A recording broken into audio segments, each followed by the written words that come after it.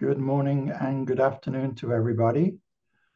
Welcome to all our friends from across Canada. We've had a record number of attendees for our joint White Hots and Dewey Divas and the Dudes event today. Before we begin, I'd like to acknowledge that in Aurora, we're on the traditional and treaty territory of the Chippewas of Georgina Island, who are Anishinaabe peoples and one of the First Nations reserves in Ontario. We're grateful to them for sharing their lands with us. Today, for our quick fire round previewing winter titles, we have with us Margot Stokreef from Martin and Associates, Rosalyn Steele from HarperCollins, Janet Murie from Orca Book Publishers, Tim Gain from the Canadian Manda Group, Andrea Colquhoun from Penguin Random House, Allie Chenoweth from Scholastic, and Saffron Beckwith from Ampersand. And keeping all these sales reps under control is White Hot's Shari Singh, who has been instrumental in organizing this event. So thank you, Shari. Without further ado, here is Margot from Martin and Associates. Thank you, Edmund. So I took this seriously, this speed dating. So I have a lot of titles to get through and I'll be speaking quicker than usual. So my first title, I'm starting with children, is Wildful. And this is a graphic novel. It's a retelling of The Secret Garden in present day. It explores the healing power of nature and it also touches on grief and issues of mental illness in a parent. My next is Sometimes I Feel Like an Oak. So this is the third book. I'm starting with Canadian publishers. In Sometimes I Feel Like a series where Danielle continues to learn about her Indigenous ancestry and her relationship with the land, this time through trees. Continuing on the themes of trees, we have a gorgeous new book from Marie-Louise Gay. If you haven't read the article about how her books were banned in Alabama because of her last name Gay, I encourage you to read that story and the response from Groundwood Books. This is a gorgeous story based on a project that was done in the Netherlands to bring more trees into public spaces. Next is Every Wrinkle Has a Story, a meditation on the wisdom and stories that come from aging, and it encourages children to be curious and to ask questions about wrinkles. The Scooter Twins is an own voices story written by a disability advocate and proud owner of her own mobility scooter. The twins that are portrayed in this story are active and engaged children, combating the stereotype of people with disabilities as lacking in agency. Next, All That Grows, gorgeous. Jack Wong on the uprise. This story was inspired by our neighborhood walks and the gardening that many of us did in the first spring of the pandemic, and how it brought us into closer connection to family members and how parents and neighbors took on roles of educator. Next is When I Visited Grandma. This is the story of Maya, who's so excited to visit her grandma in India, but it isn't all as easy as she thought. It's a lovely story dealing with becoming familiar with an unfamiliar setting and coping with others' expectations. We Listen, again from Groundwood Books. This is the third in this series where we can learn Cree and English in the 3 different alphabets. It tells a story about gathering leaves to make Labrador tea while listening in all different ways. Dogs Are Great, but, just to let you know, some of these beautiful Danielle books are coming out in French. Next title is Dogs Are Great, but. So this is a hands-on guide for young pet owners, empowering them to learn about practical pet care and the responsibility that comes with it. It's a very good balanced insight to the pros and cons, offering a well-rounded view of dog ownership. Next is Nature from one of my favorite nonfiction publishers. It was recently highlighted in Shelf Awareness in PW. They're in Eastern Europe, and they were the founder of the Bologna Children's Book Fair in the late 40s, I think. They remained committed to doing all of their book printing in Ukraine. And this book is just brilliant, full of great content, index tables, back matter, references. The Everywhere Atom is my next title from Haymarket Books, which is an academic publisher of Noam Chomsky, Naomi Klein, and they've created this wonderful book for budding scientists. This is ages 9 to 11, and also really interesting for the next generation of climate activists. Introducing a new publisher for me, Learning Roots, and for the most part to the North American market. It's a publisher of Islamic stories on culture and traditional stories. Next is Dominique's Thrifted Treasures. This highlights the power of community and family, a multi-generational story, and also the fun of thrifting and how to consume responsibly. This is from Free Spirit. The next title is also Free Spirit, called Quiet Violet. This is a gorgeous story that recognizes and celebrates introverted kids and affirms that being quiet doesn't mean that they have nothing to say. It also has a great section for adults and shares discussion questions and activities to use with children. Next title is You Made Fun of My Sandwich. I thought this was brilliantly done. It topics bullying and hunger or food insecurity with a very sensitive yet light-hearted hand. And again, like most Free Spirit publishing books, it has a great section to share a further discussion and around empathy and food insecurity. Next is My Little Ogichida. This comes to us from Medicine Wheel in Victoria, the publisher of Orange Shirt Books by Phyllis Webstad. This is a lullaby and a love story from a mother to her unborn child. The illustrations are just gorgeous. It speaks to bonds of family and community that are central to Indigenous life, and at the same time has a very much an activist element. And again, there's back matter and activities in a separate guide, which Medicine Wheel is committed to doing. The Seventh Direction is also from Medicine Wheel. This is an Indigenous creation story. It's a Métis illustrator who's creating art in the woodland style. I need to take a breath. In my speed dating. The Ogre Who Wasn't. How about this team? Michael Moore-Purgo and Emily Gravitt. I do not need to say anything more. Next title is A Treasury of Ballet Stories. This is every few years, I feel like this is something that's really important to refresh. These are beautifully crafted stories with magical illustrations around 4 of the most popular classical ballets. Economics.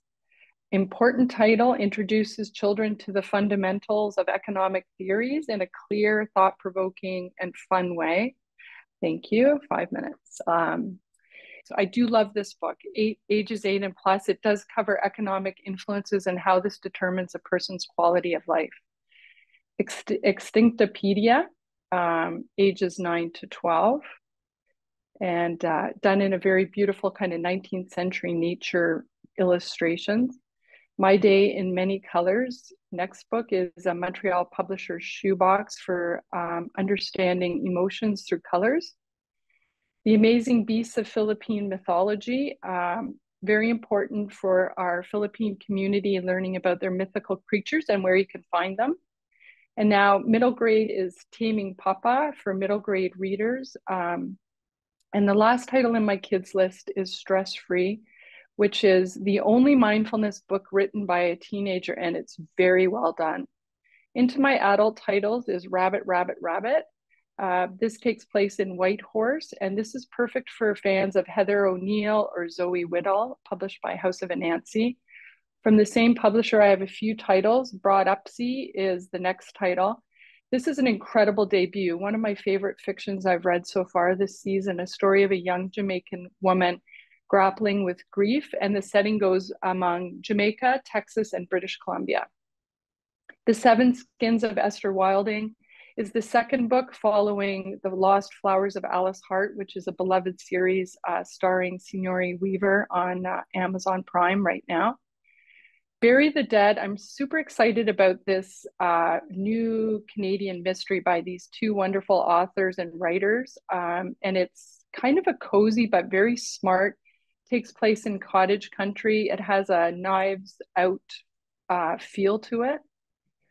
Restless Dolly, I wanted to include this drop-in title. Kate Grenville's my favorite author out of Australia. And this is a fictionalized account of her grandmother's life.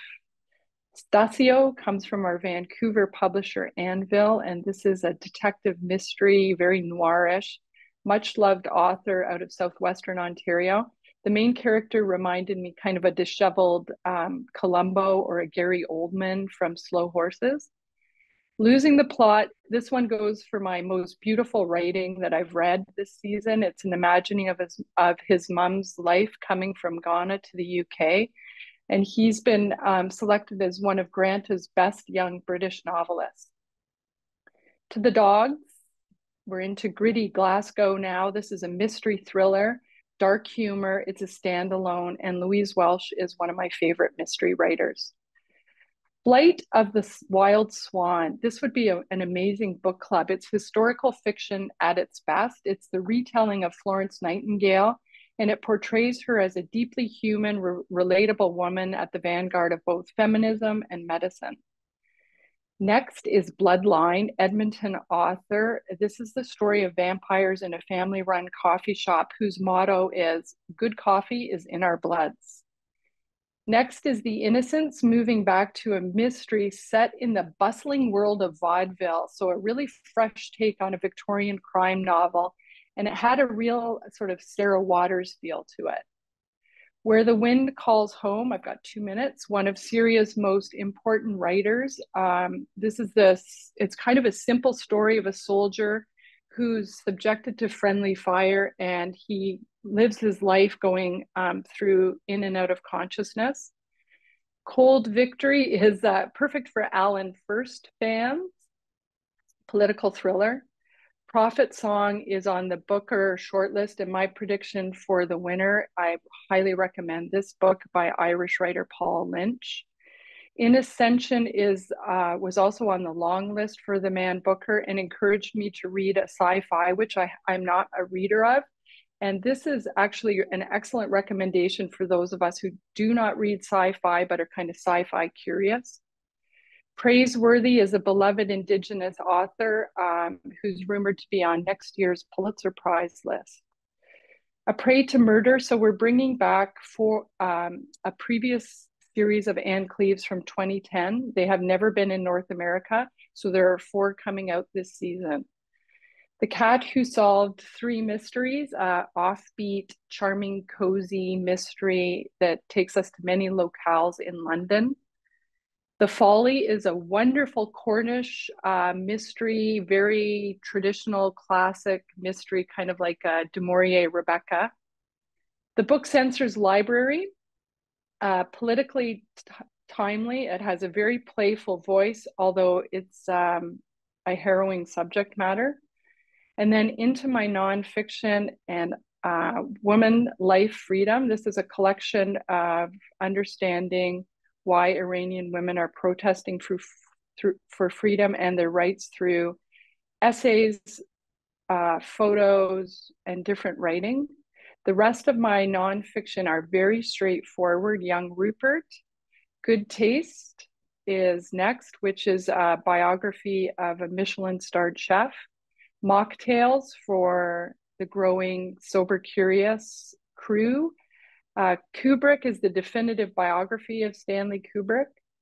The Lie Detectors is addressing the most important subject matter right now, disinformation and misinformation. Better Days is my pick for self-help book of the year by Annie Lamott's husband. And then The Blues Brothers, Big Meg, Tim Flannery. The rest are very straightforward. The Great Greenwashing from House of Anansi Press.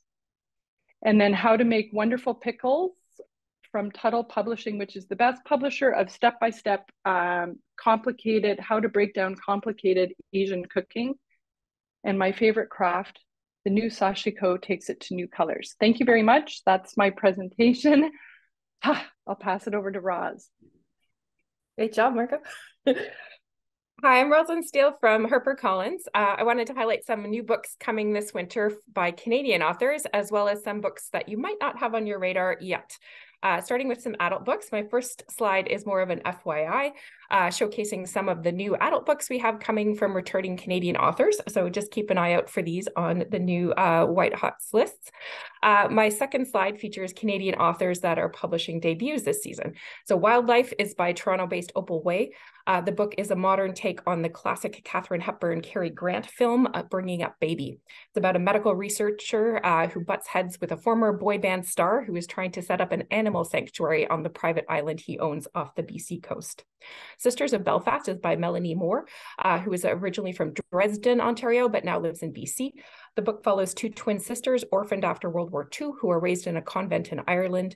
One becomes a nun, the other flees as soon as she can and settles in Newfoundland. The two are separated for decades until a reunion in Newfoundland forces them to examine the painful secrets that drove and kept them apart.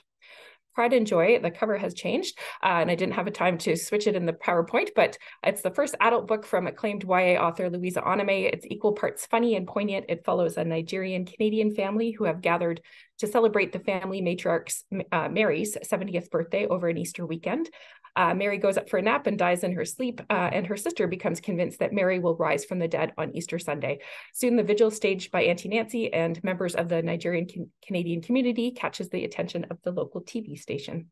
The Laundryman's Boy is the debut fiction from Ed Lee, who was born in Montreal and now lives in Toronto. It's set in St. Catharines, and it follows a young 13-year-old boy who's sent from China to Canada to work in a Chinese laundry. His hopes of learning English and getting an education seemingly dashed as he endures 16-hour shifts and major bullying.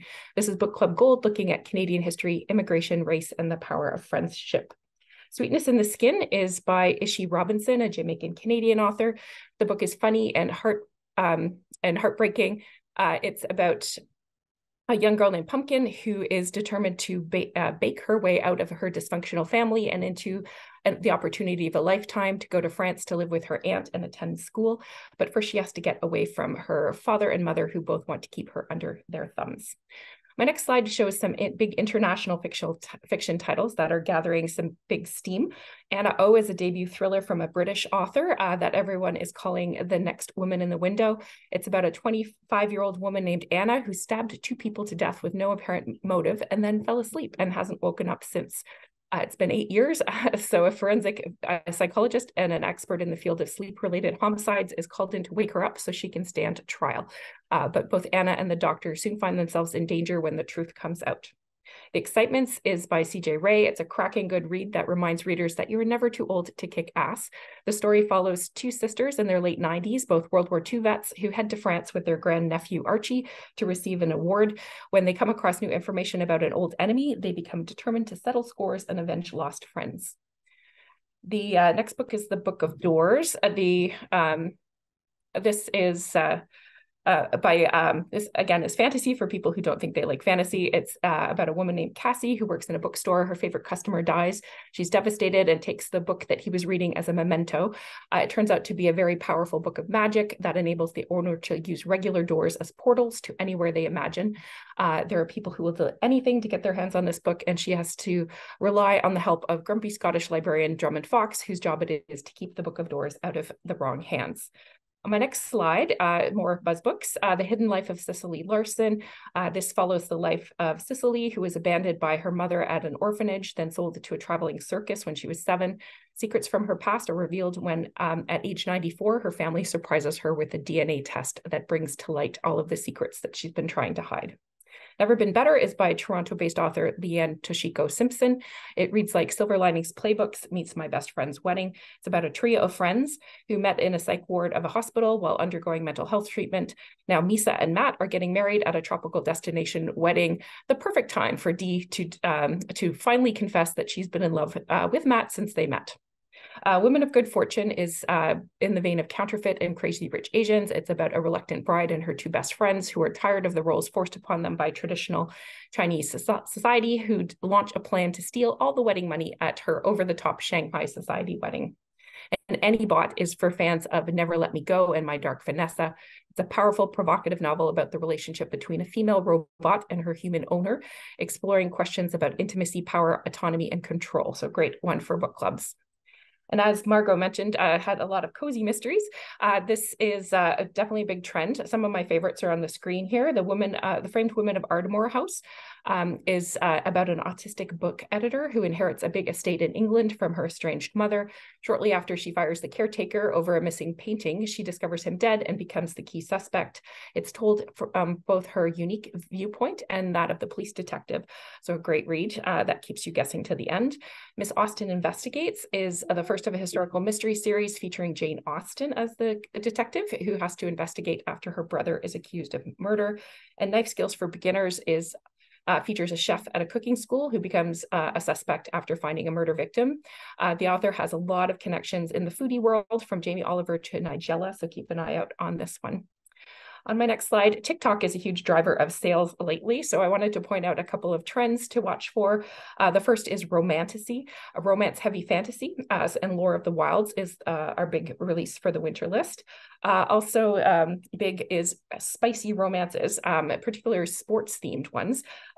We are publishing ones from established authors like Tessa Bailey, as well as older titles from our backlist with new covers like Mr. Hockey, and also picking up self-published authors like Mariana Zapata. Quickly onto some adult nonfiction. Rental Person Who Does Nothing. This is a quirky memoir in translation that I love. It was a bestseller in Japan. In 2018, the author Soji Morimoto offered a unique service on Twitter. He will do nothing for a fee.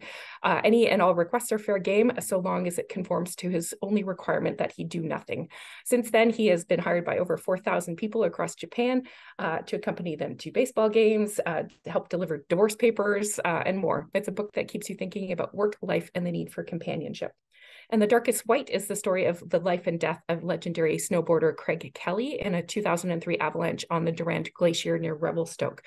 He helped pioneer snowboarding in the 1980s. He was a four-time world champ. He had just moved to Nelson, BC before his death, where he was studying to become a certified Canadian mountain guide. So beautifully written, lots of Canadian content. On to some kids' books. My first slide, I've got 3 new picture books from Canadian authors who already have a track record. I've got listed their hometowns on the screen. So I'll move on to the next one, next slide, which are some new books from Canadian authors. So this is When I Wrap My Hair by Shanti Grant, who's from Halifax. Her first US picture book, My Fate is Fresh, got 4-starred reviews. This shows how the act of hair wrapping travels through generations and can bring to mind memories of ancestors who are no longer present. The art is spectacular and really brings the story to life. The next is Take Me to Lao Lo. This is a debut from Ottawa-based author Kelly Zhang. There's very few pictures on the Spring Lantern Festival, and this features a little girl named Lily who asks various characters from Chinese mythology to help find her grandmother, who she actually eventually finds at a lantern festival. The details of the festival are beautifully described, and it's a gentle book that deals with grief because her grandmother actually died after the last lantern festival. The next book is Circle of Love by Monique Grace Smith. She's based in Victoria. This is a celebration of 2S and LGBT families in Native communities. It features a young girl who feels safe and loved while she is surrounded by her community, enjoying cultural traditions. People of different nations, racial identities, abilities, sexualities, and ages are represented with the echoed phrase, "Love is love." Two Homes, One Heart is by Jessica Young, who's from Northern Ontario, but now lives in the US, and illustrated by Vancouver-based illustrator Chelsea O'Byrne. This is a lovely picture book about a family going through a divorce. The narrator has to adapt to several changes caused by her parents' separation, living in 2 houses, creating new and separate memories with each parent, and more. The book depicts co-parenting at its finest as each of the girls' parents work to show that their child that divorce doesn't break the bond the family has, and parents can remain a strong team. Finding Home, Words from Kids Seeking Sanctuary. This is a beautiful nonfiction picture book that highlights the personal stories of children who have been displaced from their homes and forced to seek sanctuary elsewhere. The book features direct quotations from the kids, paired with beautiful portrait photography. On our middle grade list, we have 2 returning Canadian authored series to look forward to. New book in the Zed Watson series by Basil Sylvester and Kevin Sylvester, and the Not So Simple Question by Christina Matula, who's is originally from Ottawa. It's the third and final book in the Holly Mae Jones series, and it's set in Hong Kong. Fantasy is a big trend with middle grade readers, but we are seeing fresh new worlds being depicted in fiction. Lulu Singtala and the City of Noble Warriors is the first of an action-packed duology steeped in Tagalog mythology, where a young Filipino girl discovers that all the creatures from the story she's grown up on are real after her mother is kidnapped. The Myth of the Monsters, Medusa is the first book in this series. Like the Percy Jackson books, it centers around the heroes and monsters of Greek myth, but twists it, asking what if the so-called monsters are really the heroes and the heroes are the true villains. And Sona and the Golden Beast is a first fantasy by Rajana Rocco, who's known for her novel in verse, Red, White, and Whole, and it's inspired by the British occupation of India. I've got two YA books. I'll mention really quickly Pillow Talk by Stephanie Cook. This is a fun graphic novel from Toronto-based author Stephanie, who you'll know from the book Paranorthern and the Oh My Gods series. It's about Grace Mendez, a college freshman who falls in love with pillow fighting, which is kind of a cross between wrestling and roller derby, where the first point of contact must be made through pillows. It fuses fun with depth as protagonist Grace wrestles with body image insecurity, toxic social media, and her changing relationships, and is actually based in a true league that did exist in Toronto. And my last book is Darker by Four by June C.L. Tan. It kicks up a contemporary fantasy duology that is very layered and imaginative. It's set in a dark and dangerous world where magic is commonly practiced but also heavily regulated. It features dangerous magic, trickster death gods, a splintering underworld, and three people who have to fight against the tides of evil before hell literally breaks loose. That's my list. I think I've just made it squeaked under the deadline. Thanks very much. And I'll turn you over to our next presenter. Thank you, Roz. That is a great list. I'm Janet Murie. Normally I'm coming to you from Vancouver Island, but today I'm in Vancouver on the unceded territory of the Musqueam and Coast Salish people. My first title is I Love Myself, a really sweet story of this little one. And we accompany her throughout her day, full of ups and downs, including things like falling in a rain puddle, trying a new game with friends. I love this image because you can see her in the mirror, accompanied by her furry friend, invisible companion, who is always kind of smiling. You can see her smiling in the mirror, not smiling in real life. And this book really focuses on self-care and self-compassion, self-regulation through all the myriad complicated moments that a day can offer. I think people keep telling me that they're looking for books on SEL, anxiety, especially at this point in the pandemic. And this is kind of, I think, a perfect antidote to that perfectionism that hits so many kids and also so many adults. Next up is Mina Can't Wait, a really, really lovely book with an impossibly glamorous grandma. Mina goes to her grandma's house for tea. Together, they gather the herbs, they make the tea from this long held family recipe. They do art together while they wait for the tea to be prepared, and there's a recipe in the back of the book. Just lovely, charming. The new Andrew Larson is Sally's new look, and I think is just a really lovely book that's kind of comforting for kids who may not be totally at ease with what happens when their dog goes to the spa for the day. So the dog gets kind of fluffed up, floofed, and comes home looking absolutely fabulous.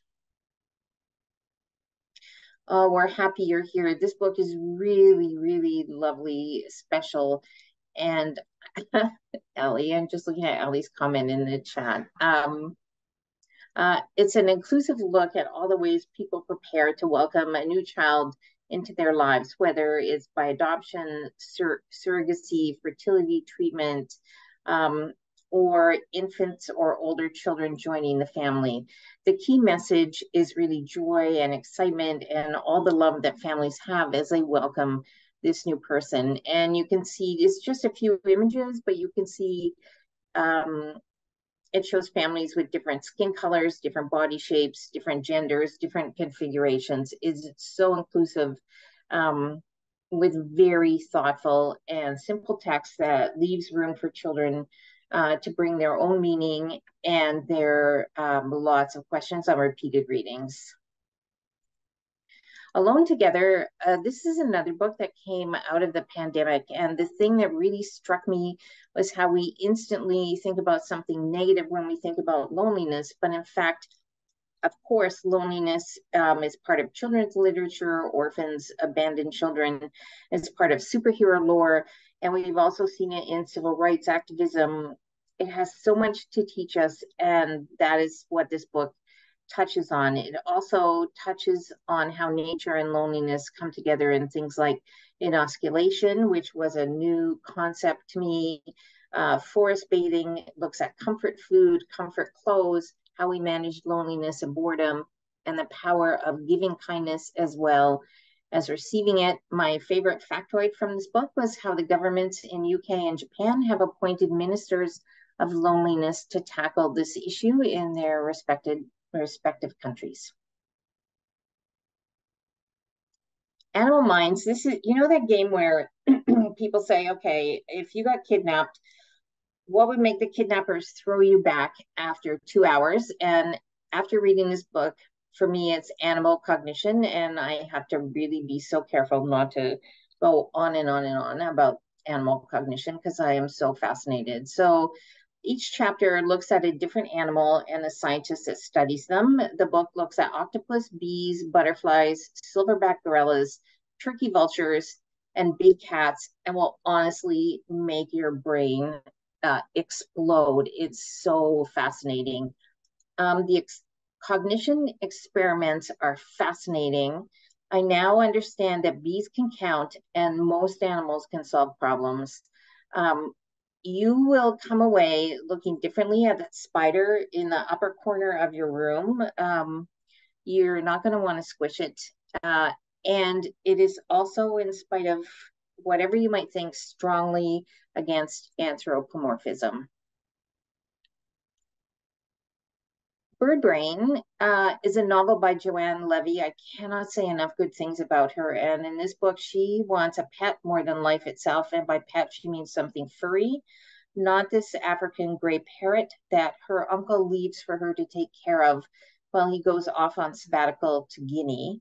But the bird turns out to be an excellent mimic, and that alone is enough to help her resolve a bullying problem she is having at school.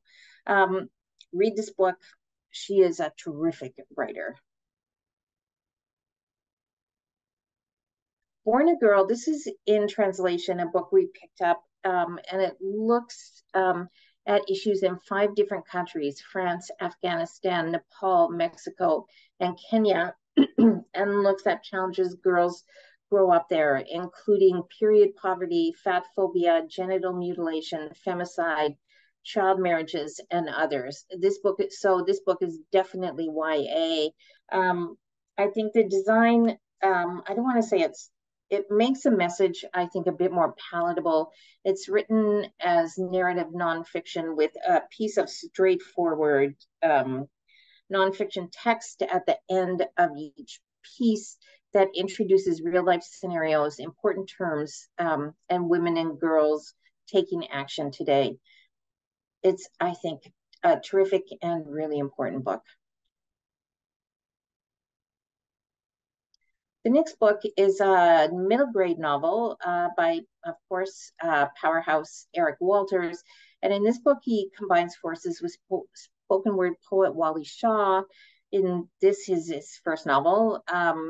This is a really powerful story about 8th grade student Allie, who's from a first-generation family from Pakistan living in Mississauga, and he's kind of constantly walking this nightmare fine line between homeschool and his hopes for a future as a spoken word poet.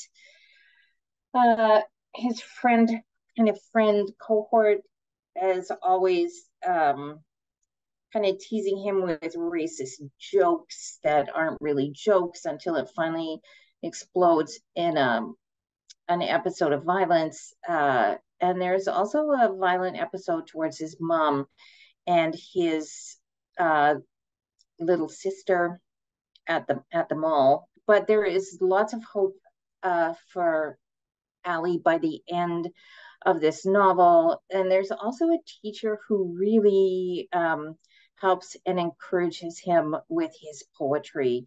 And he graduates from school with lots of hope going forward. It has a really happy ending. Oh, Cosplay Crime by Marty Chan is so much fun, about two girls who are obsessed with an anime series, and there's a convention they go as their favorite anime characters. A cell from the show is stolen, and only they can solve the crime. It's full of all the puns and slapstick you always expect from Marty Chan. It is tons of fun. It is accessible. It's written in a high-low style, but with Marty Chan, you never really know that. It's just a really fast and fun read. The main character's best friend identifies as non-binary, but it's just part of the story. This is definitely not an issue book. It's terrific. Also in the high-low is Paul Kocha. He's a terrific writer of high-low. I think really a master of the genre, even though this is only, I think, his third high-low novel for us. This is I think Margot as well as Ross said this is science fiction for people who don't know they like science fiction. That also applies to this, about a young boy who is obsessed with gaming. He gets invited to the home of a kid at school whose father invents video games. It turns out they go to the lab and it's a fully immersive game. They put on helmets, they get in a tank, but his friend breaks the tank, and this young boy, Leon, has to win at all costs or something terrible could happen. It's a terrific story that pulls you right through from beginning to end. The Longest Shot, this is fantastic. We all think of Willie O'Ree as the first player of color in the NHL. In fact, it was this character, Larry Kwan. And this book filled me with rage as I was reading it. This middle grade book. It turns out that he, in fact, broke the color barrier in 1948. When he was the first player of Asian descent, he played one shift for the New York Rangers. We all know, of course, that 1948 was just at the end of the Second World War, and we know how people felt at that time about people of Asian descent.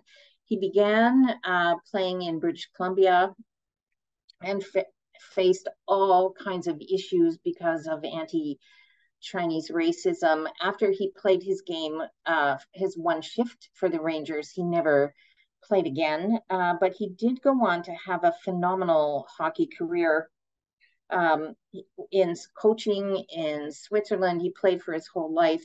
The author of this book has made a documentary about Larry Kwong and interviewed his family members for this story. It's really something. I learned a ton from this book.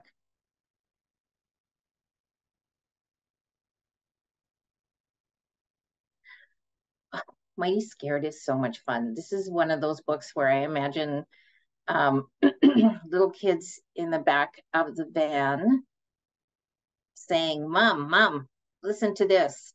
It's this is what animals do when they're scared, and it is full of often really disgusting information, like great horned toads shooting, Texas horned toads shooting blood from their eyeballs. There's a kind of shrimp that's about the size of a fish stick that can shoot air so fast from one claw that the air is as hot as the sun, and makes the sound of a firework display. That is the little pistol shrimp. There you go. That is the horned lizard shooting blood from its eyeball. It's all stuff like that. Don't even ask me about the dung beetles. And that's it for me. Thank you very much. I think you're over to Tim now. Yes, thanks, Janet. Thanks everyone for tuning in. I'm Tim Gain from Canadian Manda Group, and I'm going to go through some of the highlights from the best of our mid-list titles from our Winter 2024 catalogs. So titles that maybe didn't quite make the cut for bestseller catalogs, but that we're still really excited to have coming up soon. So the first book on the list is The Call is Coming from Inside the House.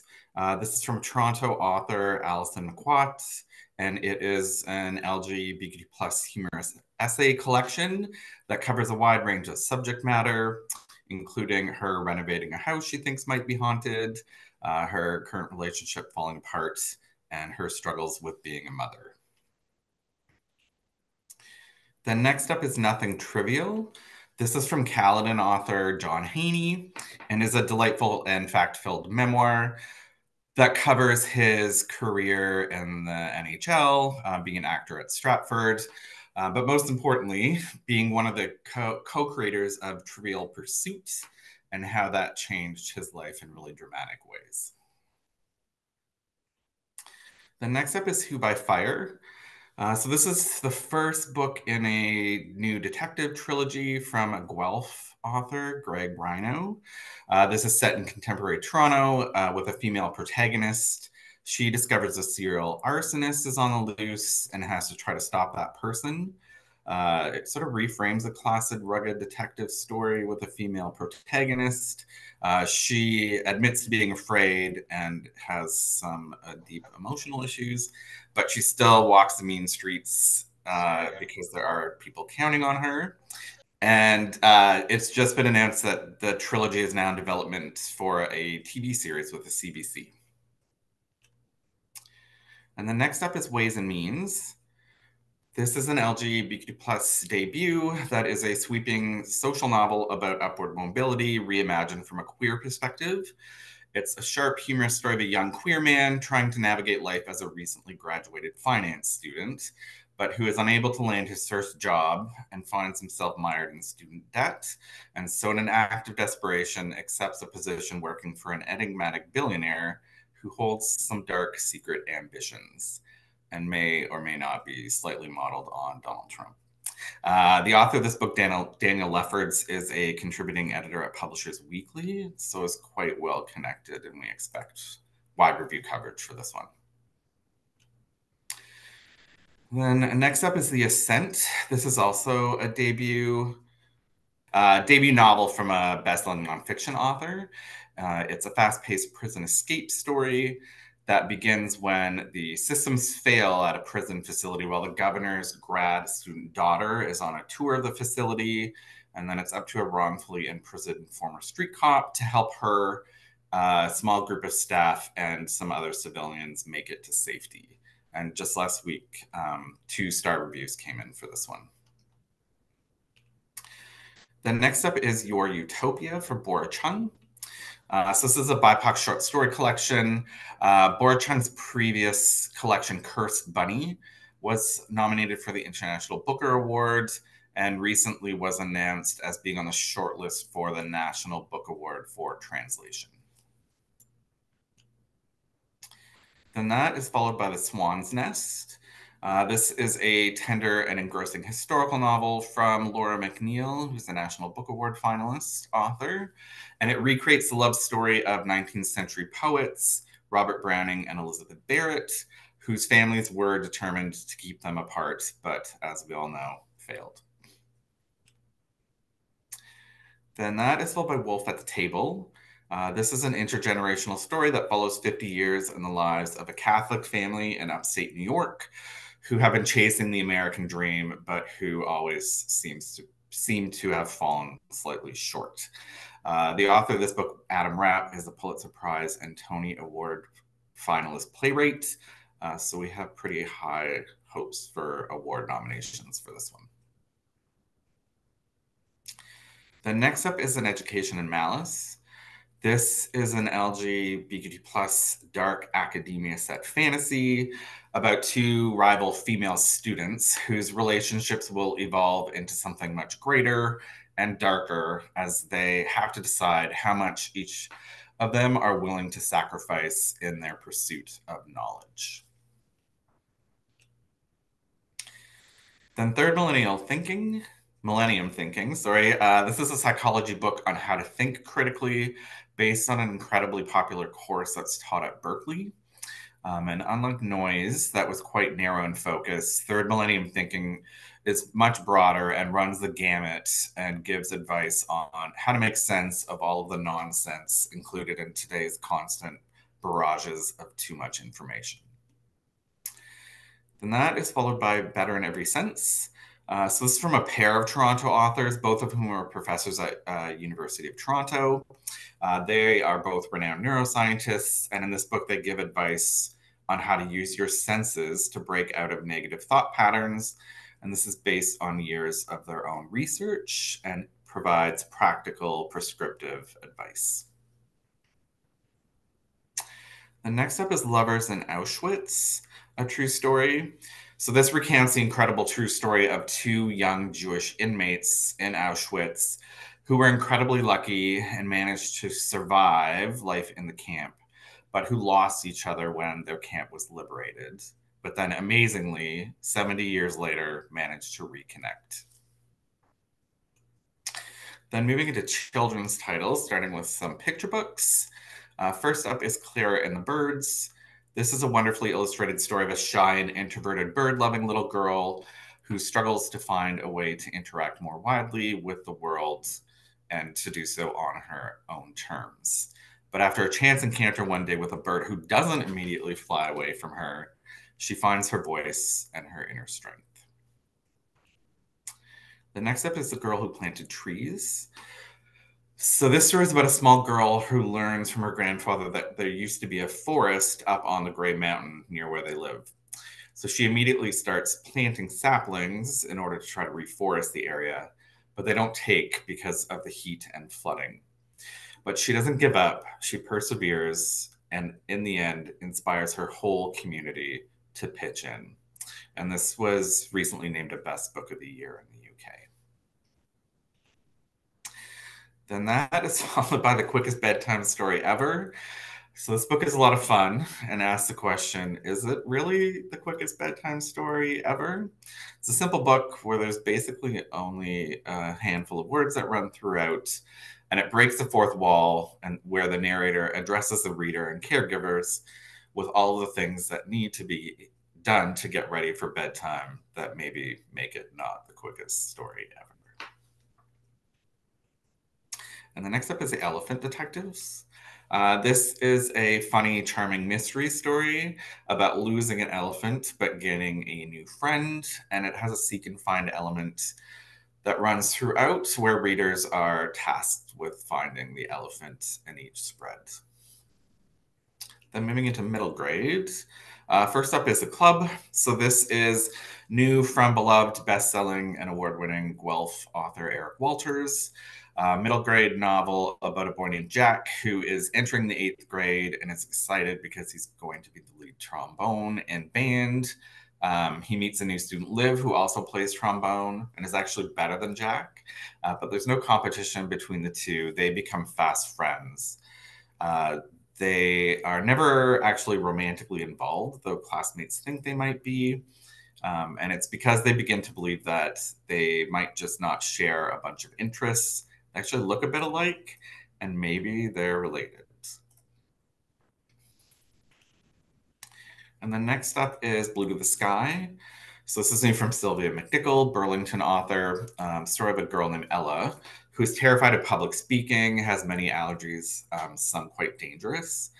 She dreams of one day outgrowing her dairy allergies so that she can eat pizza, but also that she can eat this dessert at the CN Tower that her grandmother promised she would get Ella if Ella could outgrow the allergy.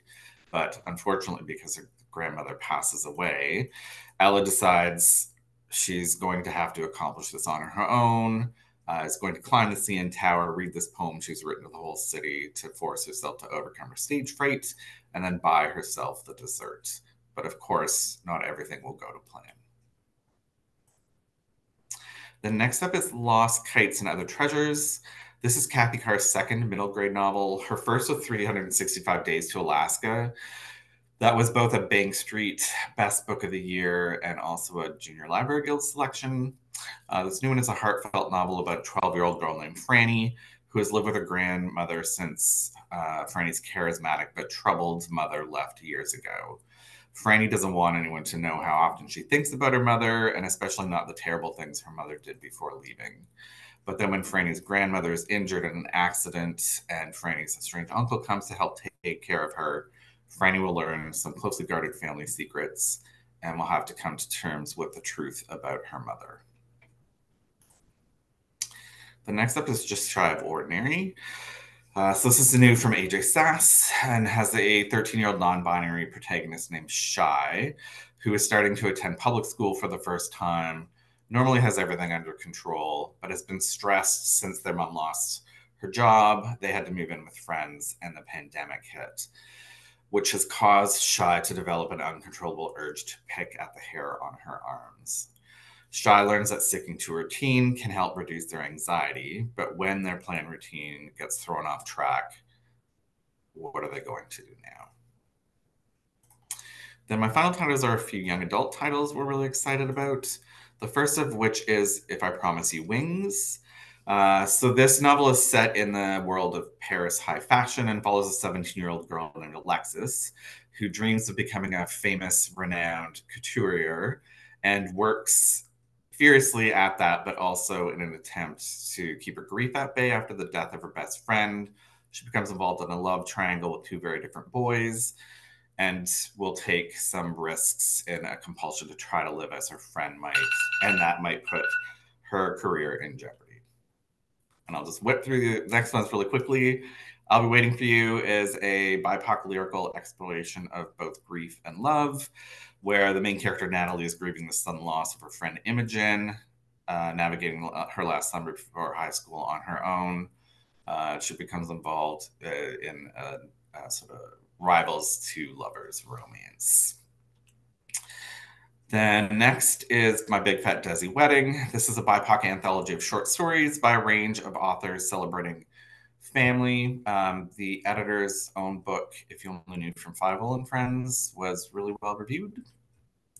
And then my final book on the list is My Throat, An Open Grave. This is a super creepy, supernatural story of a girl named Leah growing up in a small town in Pennsylvania. She tries to be good and holy so that the Lord of the Wood doesn't take her as he has with other girls. But then one night, her little brother won't stop crying. She wishes him away, which draws the Lord of the Wood. He comes and takes her brother, and then Leah desperately has to enter the woods in an attempt to find him. So thanks very much, and Andrea is up next. Hi, everyone. I am Andrea Colquhoun from Penguin Random House, and my first book is The Biddlemores by Jan Arden. She has written nonfiction with If I Knew Then, Feeding My Mother, and Falling Backwards, but this is her first fiction. This is the story of Harp Biddlemore. Harp would love to leave the family farm. She has horrible parents, and nothing ever goes right on the farm. But her older sister ran away, and Harp can't leave Willa, her younger sister. Willa, just 14, is planning her own rebellion. She is questioning the stories she has been told growing up.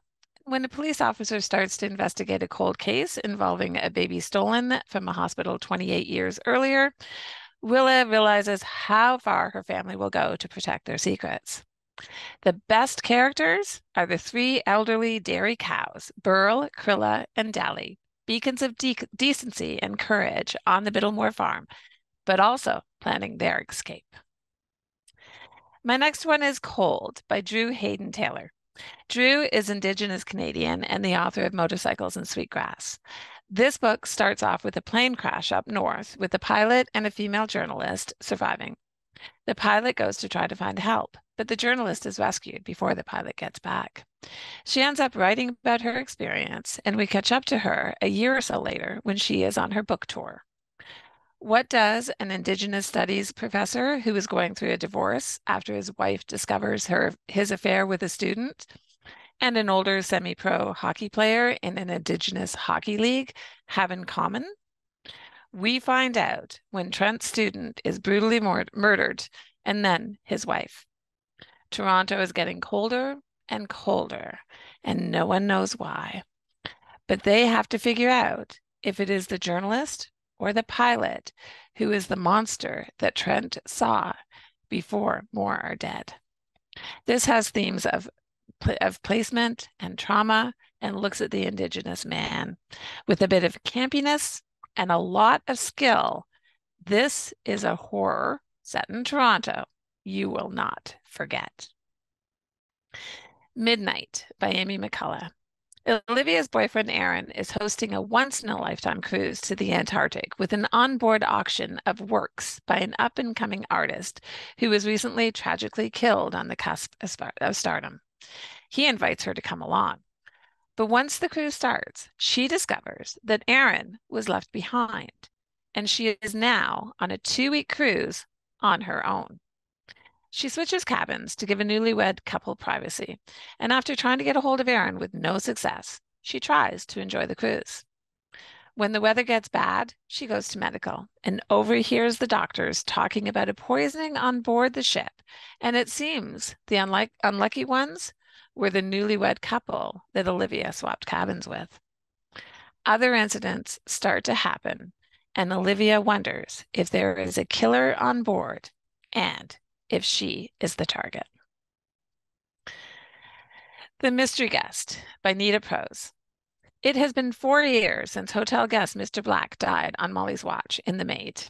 Since then, she has been promoted to head maid of the Regency Grand Hotel, leading her own team of maids to clean everything back to a state of perfection.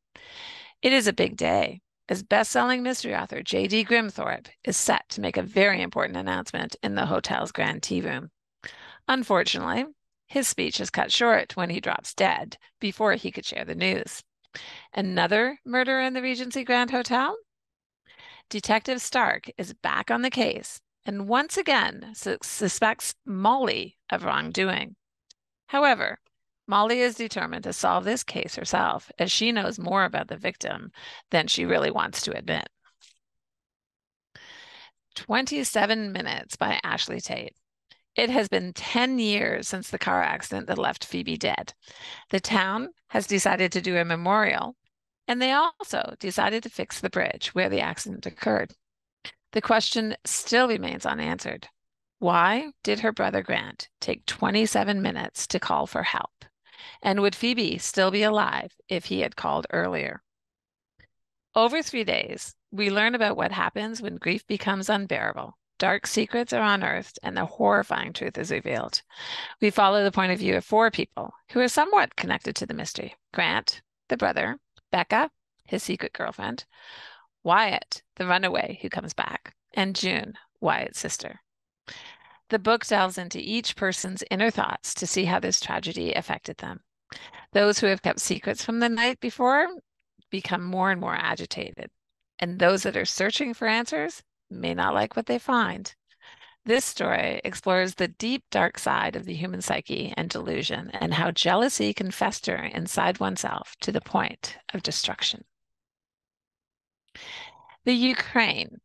This is a debut story collection of 26 pieces written by a young writer currently fighting on the front lines in Kiev. Ooh. The title, The Ukraine, was published in The New Yorker in 2022. He is a private in the army, and he actually writes the foreword on his phone from the front lines. He deliberately blurs the line between nonfiction and fiction, giving the essence of a beloved country through its tastes, smells, and sounds, its small towns and big cities, its people and their compassion and indifference, simplicities and complications. These are the stories that shows what it means to be Ukrainian. The Wildest Sun by Ashley Lemme. From the author of 50 Words for Rain, her debut that came out in 2020, here is another story about an unforgettable young woman who must come to terms with who she is and who she wants to be. Delphine Auber and her mother survived World War II, living in Paris, but their lives are not much improved. Her educated mother, a poet, had enjoyed the company of the literary set in Paris that included some of the most famous American writers. By the time Delphine was born in 1929, her father had moved on with his second wife, and her unwed mother was disowned by her own family. Delphine's childhood meant taking care of her mother during severe alcoholism, a responsibility from which she would spend many years struggling to find herself, and also to become the writer she longed to be. She grew up hearing her mother's stories about the man she said was Delphine's father, Ernest Hemingway. She read his books again and again and was determined that she would go in search of the great man himself. Her search took her to New York, Key West, and Havana. But what proof does she really have that he was truly her papa? My last adult book is a nonfiction book called A Death in Malta. Delphine Karina Galizia was a mother to 3 sons and an outspoken journalist who threatened to topple those in power in Malta, where she lived in 2017. A car bombing took her life. Her son Paul, who was also a journalist, was at work in London when his eldest brother called to say their mother had been assassinated. That day, he returned to their native Malta, and with his 2 brothers and their father, began a quest to discover who was responsible for Daphne's murder and who stood to profit from ending the life of a journalist whose courage and determination threatened the powerful with the truth. 2 years later, they did. This is the story of their bravery in the face of towering corruption and intimidation. Her murder was covered around the world. TV rights to her story were bought by Angelina Jolie. This is an examination of the globalization of corruption and what it has done to a modern European country. It's about that country's escape from colonialism to another kind of arrogant power. It's a personal history of writing when the stakes are high and the intimidation is violent. But above all, it's a universal homage to mothers and their sons. So starting with my picture book, my first one is The Concrete Garden by Bob Graham. Not everyone has access to gardens and parks. Amanda lives in a block of apartments, and on the first day of spring, all the children come out to play. The area they all go to is gray, made of concrete. But Amanda brings a box of crayons out with her. The children start to draw and color. Dandelions, mushrooms, flowers, and of course, some unexpected things. Their creativity, unfettered in the open air, brings something beautiful, something hopeful to the residents there. But what happens when the rain comes? This book is about hope, innovation, optimism, and community spirit. 11 Words for Love, a journey through expressions of love. This book is a journey through 11 Arabic expressions of love, including love of family, of one's homeland, and of those lost. It shows a Palestinian family in exile, carrying only a single suitcase while searching for safety in another country. The oldest child reflects on the special contents of their photo albums that evoke 11 names for love in Arabic. It shows a family embracing an unknown future, even as they honor the past, casting immigration and the refugee experience in the light of a universal human connection. Then I'm going to middle grade with Champions of the Fox by Kevin Sands. In this final book of the trilogy, Kevin really delivers. The series is about 5 young thieves with unusual talents who end up together to do the impossible, heists that no adult is able to accomplish. In this one, they mastermind a prison break from the Empire's most impenetrable island fortress. Callan and his friends are eagerly reaching the end of the epic quest that will finally free him from the magical artifact known as the Dragon's Eye. But Callan starts to question what they're actually helping the Eye to achieve. Aided by magical hints and fitful dreams, Callan slowly uncovers the Eye's true desires. To his horror, he realizes that he may be the one being conned all this time, and his mistake could cost the world's entire existence. Wonka by Roald Dahl. This is soon to be a major motion picture starring Timothée Chalamet as Willy Wonka and directed by Paul King. This is a mix of magic and music, mayhem and emotion, and shows how Willy Wonka was before he owned the chocolate factory. Young Willy Wonka has ideas and dreams, and with determination, he shows that anything is possible. Murtaugh. This could be considered the fifth in the inheritance cycle, or the first in a new series set in the world of Aragon. It stars one of the most popular characters from the series, Aragon's half-brother Murtaugh, a classic bad boy and dragon rider. The world is no longer safe for Murtaugh and his dragon, Thorn. An evil king has been toppled, and they are left to face the consequences of the reluctant role they played in his reign of terror.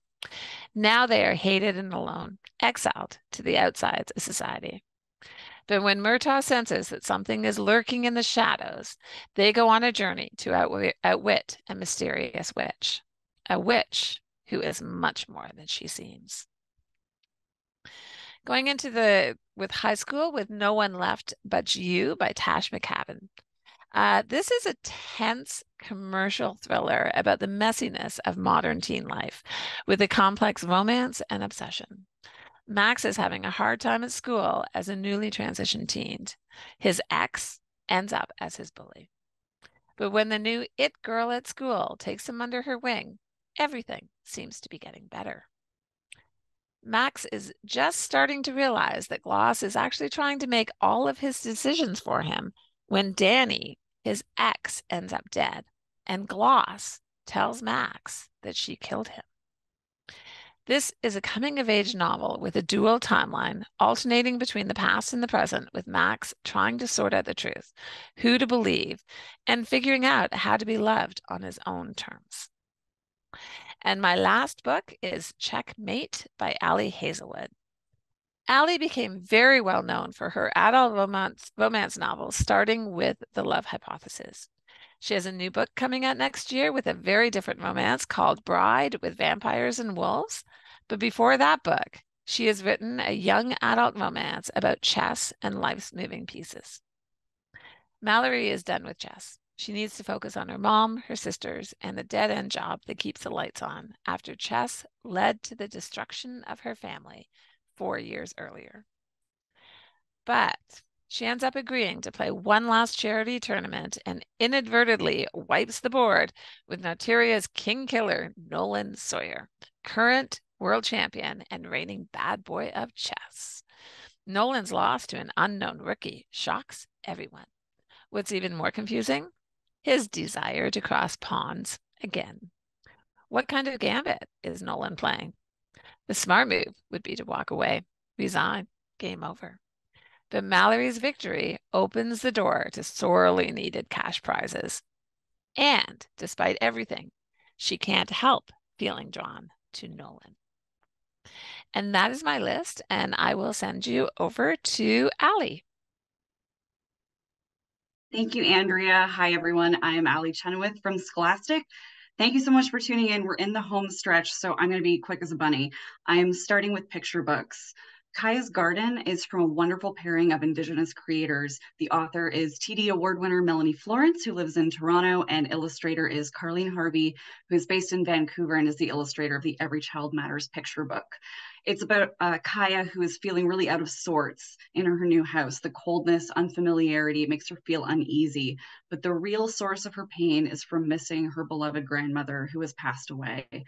Kaya's connection to her grandmother endures, though, through the warm memories evoked by the treasures found in her grandmother's bead box. And as she takes and embraces beadwork back up again, the grief that she was feeling and holding becomes easier to carry, and she creates something beautiful, creating a metaphorical garden of beadwork pieces that she can carry with her wherever she goes.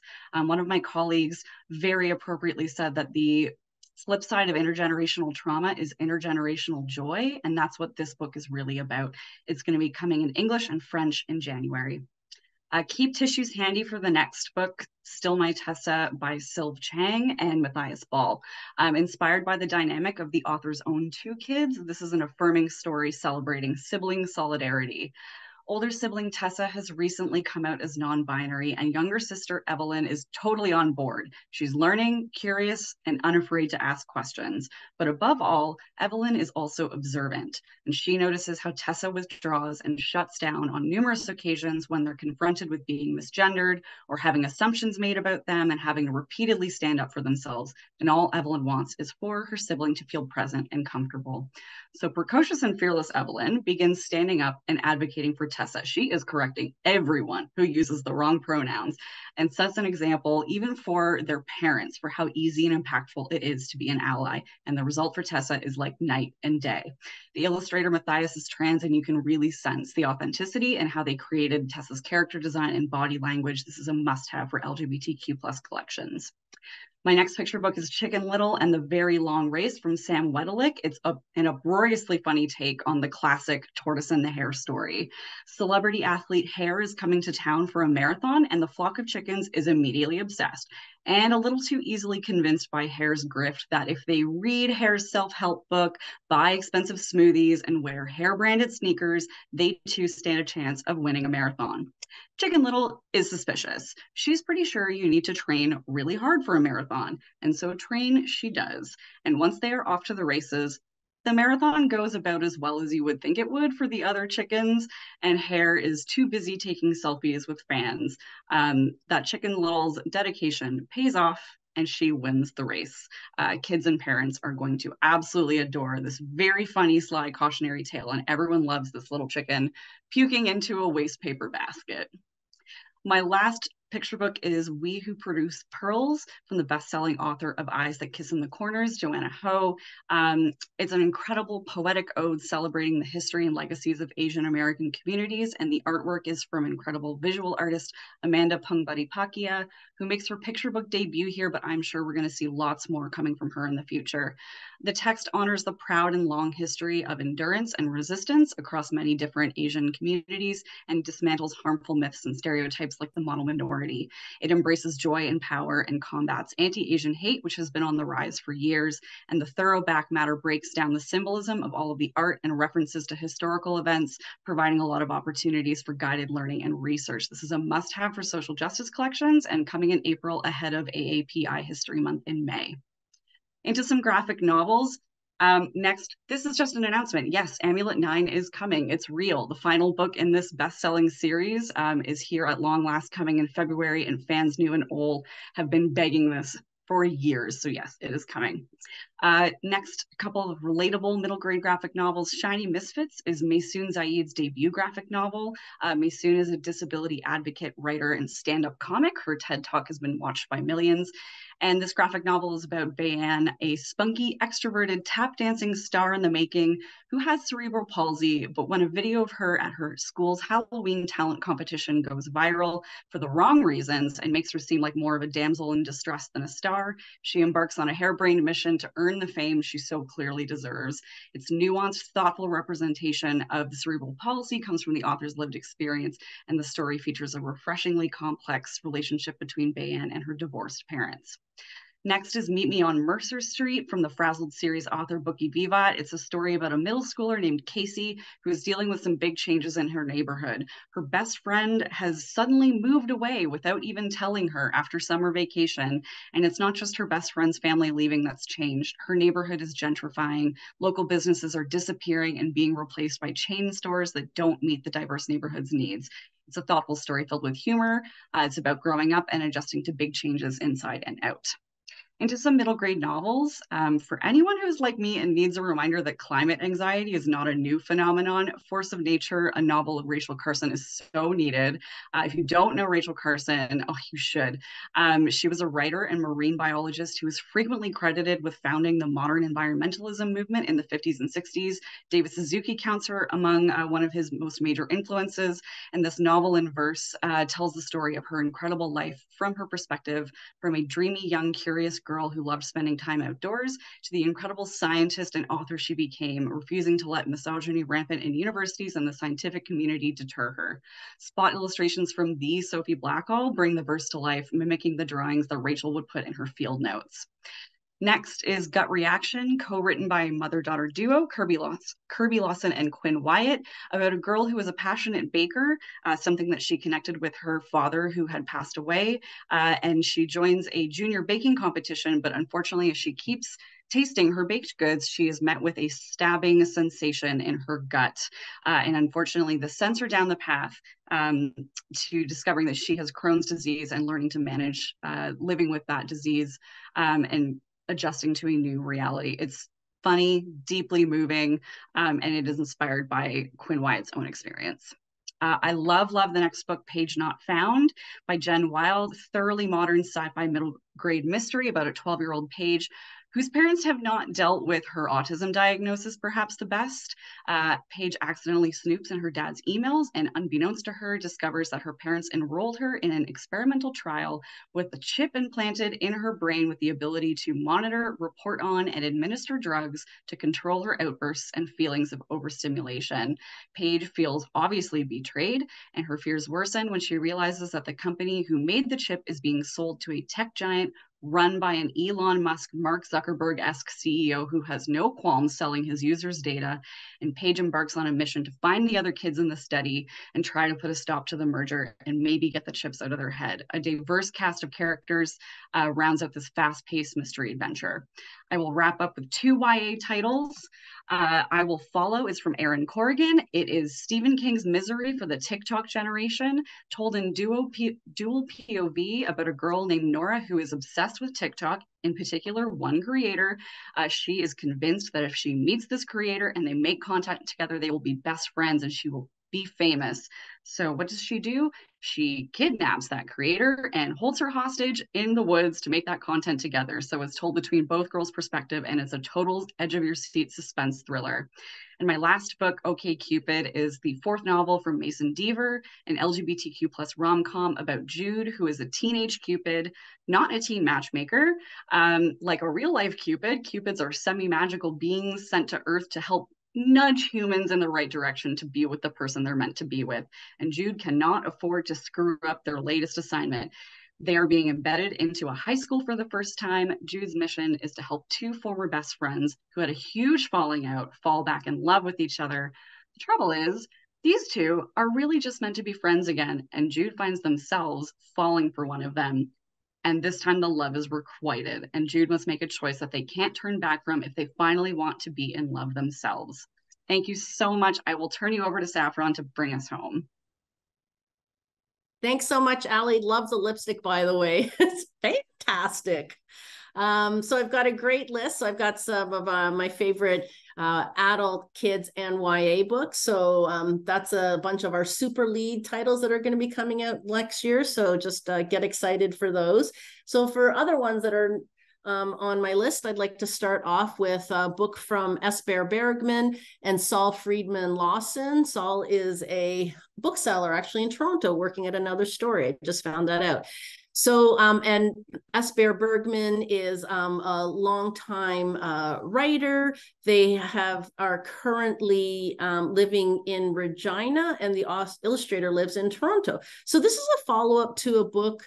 It's a graphic novel. It's in a graphic novel format, all about a parenting guide informed by queer experience. So this isn't a book on how to parent queer children. It's not a book on being a queer parent, but it is looking at parenting through a queer experience, which I thought was pretty cool.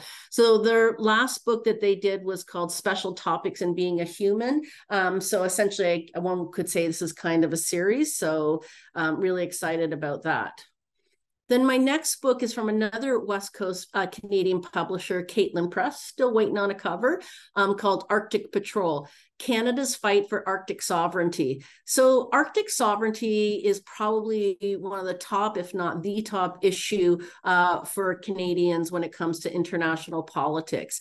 Russia and China really want to be encroaching and taking more and more of that territory. They're doing it under the guise of research. However, it can become very deeply problematic.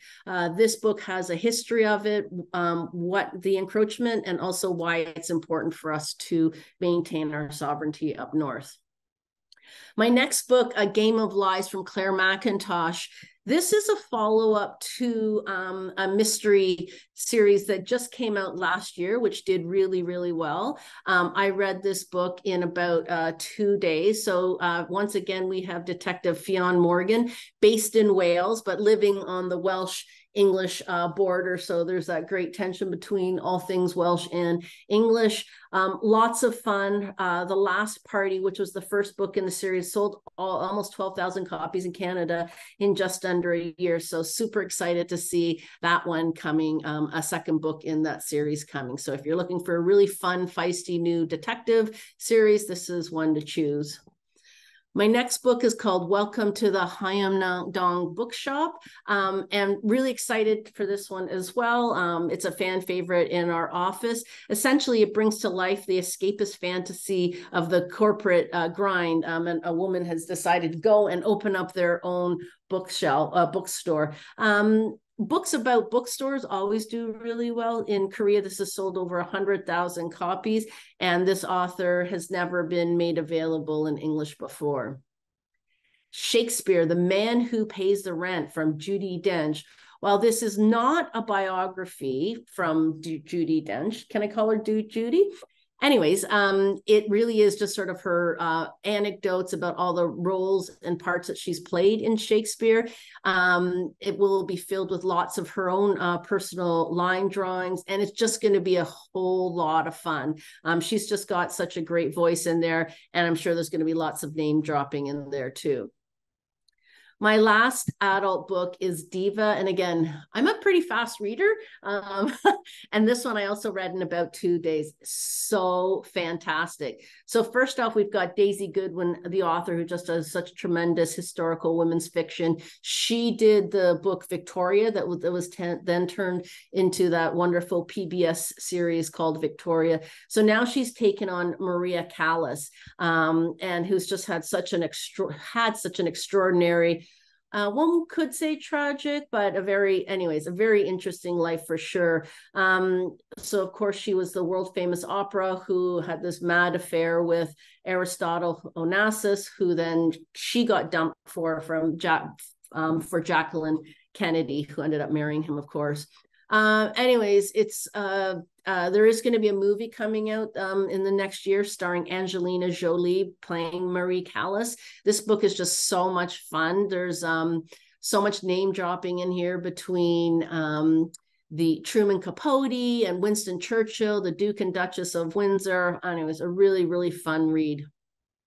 So moving on to kids' books, and those are, again, our super blockbusters for next year, for the next spring. So One Giant Leap, this comes from the wonderful Tao Lam, and this is published by Owl Kids. And I really, this is a wordless picture book. I'm a big fan of wordless picture book. I think they really do provoke a lot of conversation. And this is just such a wonderful romp. It's about two kids walking to school, and just their imagination goes wild. I really felt like it had this sort of same vibe as The Snowy Day. So maybe that's why I loved it a little bit too. Oma's Bag, another book from Arsenal Pulp Press. This is a really sweet, gentle book dealing with kids and their grandmother who has Alzheimer's. The author does live in Toronto and the illustrator is in Peterborough. Essentially, Oma and Opa come for a visit, but Oma's cooking doesn't taste the same. She seems a little bit confused, and then all this stuff goes missing in the house. Eventually, they end up finding it in Oma's purse. And I thought this was a really sweet way of introducing children to something that is becoming more and more prevalent with our aging community. So Loud. This is from Anik. We have a lot of books for introverts and for quiet people. So you don't see a lot of kids. You don't see a lot of books all about kids that are so loud. And this book is, I thought, was really great. Both of the creators do live in Toronto. And everyone says that Rudy is just too loud. And when she hears too loud, what she actually hears is you're being too Rudy. So it's again, a really sweet way how to be your natural self and embrace that. Another book from Anik, Teddy versus the Fuzzy Doom. So this is a very brand new series. It's going to be highly illustrated. And it's set in the town of Ravensborough. And this is one of those creators that can write and illustrate at the same time. And essentially, it's this really fun story all about having to save the town from zombies. So moving into some YA, Xian Lend. So this is from Darcy Little Badger, who did Snake Falls to Earth and Alazzo. Alazzo, when it came out, it was a debut book, and Time magazine said it was one of the top 100 greatest fantasy books of all time, which is a pretty high praise for a debut author. Anyways, this book is essentially a prequel to Alazzo, and this one is all about Ellie's grandmother, so people will be very excited to see this. And then my last book, another favorite, another one from Anik too, is H16 from Rosina Young. You may remember Rosina's book, Living with Viola, which just came out, which was a debut that just came out last year or 2 years ago. And now that was more for middle grade. This is moving up to more teen fiction, and it's really a wonderful intergenerational graphic novel. And she's been so smart in that how she portrays these three different generations of the same family is actually in the color palette that you can see. One, the generations is pink, one is blue, and one is black and white. So it goes everywhere from 1954 China to present day Toronto. Yeah, so anyways, I just love Rosina. I think she's an incredible talent. And that is my list, and we are on time. And thank you so much for attending. And I'll pass it back over to our friends at White Hots. Thank you for having us. Awesome. Thanks, Saffron. And thanks so much, everyone, for joining us today. And thank you to the Dewey Divas for putting together this presentation. You guys are awesome, as always, absolute stars. We will be sending out a follow-up email with a link to the hot list. The hot list will have all of the titles that were discussed today. It will be sent out shortly after we finish here. And we'll send out another email with a link to the recording of the webinar once it's available. And thanks again for joining us, and hope you guys enjoy the rest of your day.